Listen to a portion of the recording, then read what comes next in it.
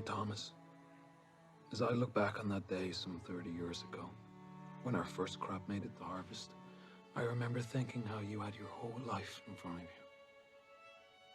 Later, you'd say you wished you could fight for your country just like your father did, but I never told you everything I did during the war. But tonight I want to tell you the truth. The revolution never ends. It was hallowed as a triumph of the righteous over the wicked, but the battle lines were not clearly drawn. The real war, the one between good and evil, was fought within ourselves. How else to explain that Robert Rogers, a man who tried to kill me, taught me the trick that saved our crop, and thus our family? Or that Edmund Hewlett, a man I tried to kill, became a great man of science. He once told me the universe was a cold place where love had no purpose, yet he became an astronomer of renown and married the sister of Sir William Herschel, whose writings on the stars you admire so much. I grappled with these contradictions, though they were far from the most troubling. In Upper Canada, the hated Colonel Simcoe, now Governor Simcoe, abolished slavery in his province. The man who took your grandfather from us, who oppressed so many colonists, gave freedom to generations of others.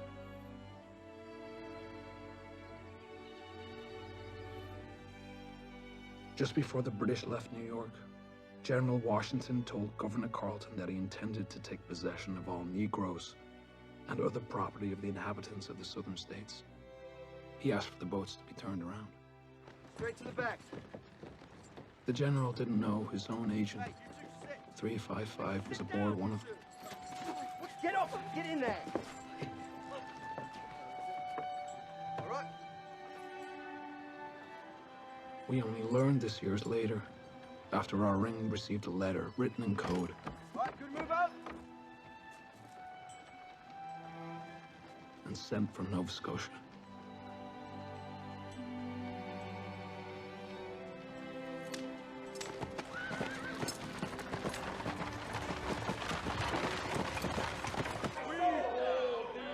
The greatest war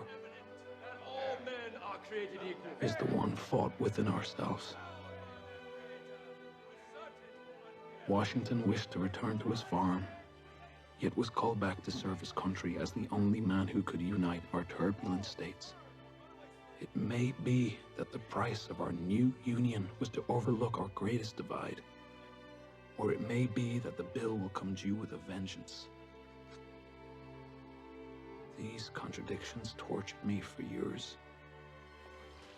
And yet not every path turns unexpectedly. Some lead right where they were pointing.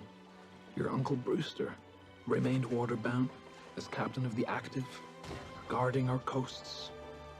A smuggler turned lawman. This man is no hero. I know. And Congressman Talmadge, well, you know I never stopped talking about him. Ben was always the most well-known patriot of our ring, and a true believer in the cause. And yet, when Congress sought to reward the men who had captured John Andre, Talmadge rose to denounce them as criminals and scoundrels, claiming that when they removed Andre's boots, it was to search for plunder and not to detect treason. Talmadge broke our vow of silence this one time only to defend his enemy in the war. For if we spies don't stand for one another, who will?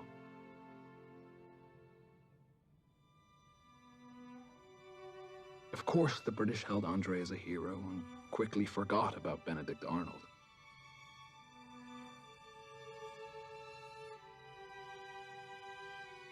None of his future endeavors came to fruition, and he died in his bed in 1801. His wife, long rumored to be Andre's lover, returned to her family in Philadelphia. She passed in 1804, and among her personal things they discovered a lock of Andre's hair given to her when she was young and in love. Love is something easy to conceal, but hard to kill.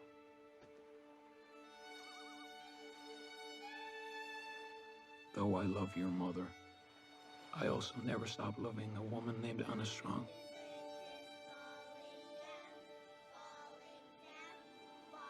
Even though someone is gone, your love for them lives on.